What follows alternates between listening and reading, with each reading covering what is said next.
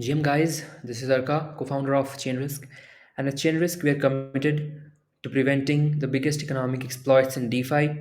So we have been working very closely with Compound for the last couple of months, and the major aim was to devise a simulation engine where we create a realistic testing environment to test all the modules of Compound V3 and which will essentially help us to simulate all kinds of market risks like liquidation risks, uh, counterparty risk, oracle risks, all of those stuff in one engine, which has low latency, high fidelity, and high throughput. So I'm very excited to share the first version of the simulation engine with you guys. This enables you to run agent-based simulations, which is very common in TradFi, to backtest strategies. So we have devised this particular engine in such a way which helps you to run agent-based, scenario-based simulations on cloud and get visualizations as well as deep dive into certain internal transactions as well through a transaction tracer. So without much ado, I'll show you the platform. So we have basically categorized the simulations into agent, scenarios, assertion, observer, and contract scripts. Agents are emulating user actions. So for any DeFi protocol, you'll have liquidation agent, supply agent, borrower agent, and arbitrageurs, right? So we do that through JS scripts. You can see the custom scripts which has been created. These are plain JS scripts which you can create as well from your end based on your requirements.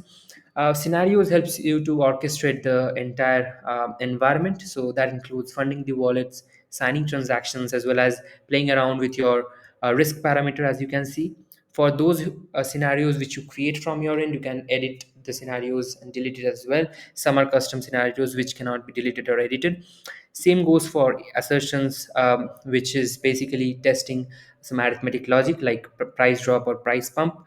Observers are a very interesting part of the entire engine, which helps you create the visualization library. So let's say you perform a simulation and you want to monitor certain states, right? So observers come into the place where they monitor the state of blockchain and then helps you create graphs and charts on the front end. So I'll show you how it exactly works in some time.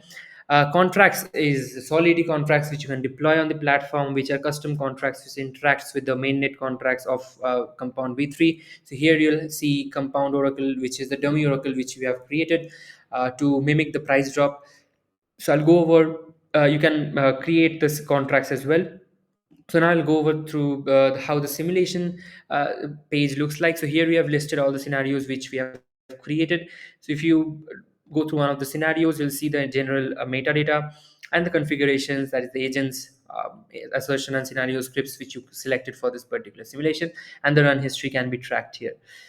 Same for the simulation results section. We can see the timestamp, the duration of the simulation, the status of it, and if you want to delete it, you can do that as well. So if we deep dive into one of them, here we can see the state, the timestamp, the total number of blocks through which the simulation happened. And here we have the interesting feature of terminal, where let's say if your transaction failed, your simulation failed at some point of time, that can be tracked to the logs, right? So similarly, you can visualize this as Versal logs, which you see for failed deployment. Similarly, for failed transactions or failed simulations, particularly, you can use this to track them. It shows you the flow of the entire simulation, where when the contracts were deployed, scenarios, observer, they have been successfully deployed and run. This is about the terminal section, and now we come to the most interesting part of it, which is the graphs which we generate. So here we were tracking a few of the states of blockchain. First of all, the utilization, which tracks the protocol utilization, and the certain decrement in the value of the utilization is marked by the liquidation events, right? So you can even zoom into those particular graphs and select the type of graphs you want. So maybe stacked area chart, bar chart, line chart, whatever suits your need, you can do that right of the platform. So here we show the borrow balance of the several wallets we have selected. So in this case, we selected 10 wallets for this simulation. So in this case, based on their collateral ratio, they will be liquidated at different timestamps, and as the price keeps on decreasing. So when the summation of all the collateral deposits multiplied by the liquidation factor is less than the actual total borrow value, then this particular account becomes eligible for liquidation. So after the liquidation, the borrow balance plummets to zero, because the position eventually gets liquidated, right? Then comes the price, which is the main part where we mimic the price drop of 53% across 1,000 blocks of WETH asset, and this can be show. This is showed here in this particular graph. Then we have the collateral reserves with, right? So here what we do is, when the particular like liquidator calls the absorb function, then the collateral of the borrower is set to zero and is absorbed by the protocol. This proves the certain spike in the graph you can see. But after deducting the liquidation penalty, rest is used to cover the debt. So that's why we see again the reserves coming to kind of the same value, a little more than the previous value, but yeah, the level can be compared after that, right? So certain spikes is because of the absorb, because the collateral is being absorbed by the protocol.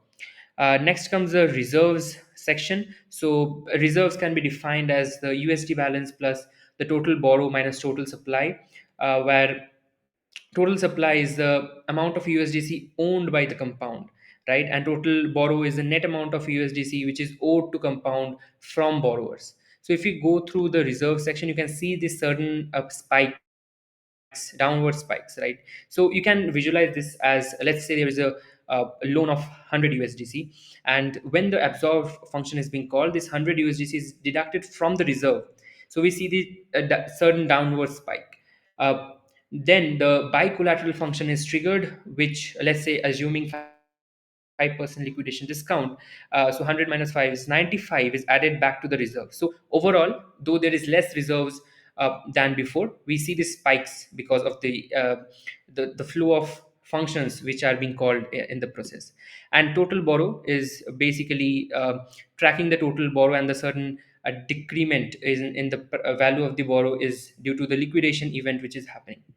Apart from that, we have this feature of block explorer, which is also very interesting. It helps you to see all the transactions which has happened, which has executed, and also the blocks that have been mined in the process. So in this case, we have a lot of particular transactions. You can check the block in which it was mined, the gas limit, whether the transaction tracer was disabled or not. So if you enable the transaction tracer, you can check the fund flow, the balance changes, as well as the internal transactions that were triggered. This makes more sense for attack scenarios where you need to understand what exactly happens within those simulations.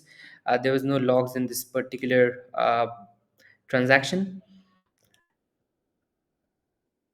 So we have particularly made this block explorer, which helps you to deep dive into all of those internal transactions, and also see what is essentially happening on the within the blocks, right? So here you can also select in each of those particular blocks. You can see the transactions that were mined within those particular blocks, and also the block hash, state root, transaction root, all of those stuff. I've showed you the entire platform, but of definitely how to create a simulation.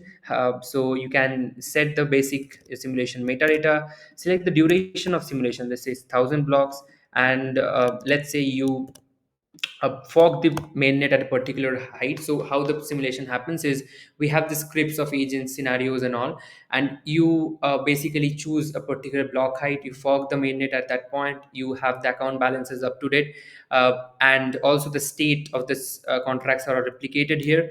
And based on the configuration you have of agents, scenarios, assertions, observers, and contracts, then we perform this particular simulation. So we'll select some, I'll show you exactly how it works. So I'll select now, let's say, a couple of observers. So these observers which you select here will finally get reflected as graphs in the front end of the Chainrisk Cloud platform.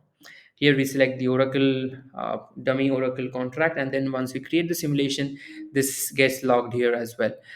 You can run those simulations as well, which will take somewhere around 100 seconds based on the complexity of the scripts which you are writing, but yeah, it's much lesser than what happens in test driven development, which is I think around 150x faster than hard hat, as well as 5x faster than our competitors in the space.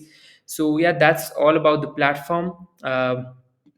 Thanks for thanks for viewing this. We are definitely upgrading the platform in several ways, and the next update will try to cover the some new features we are adding to the platform. Definitely would like this.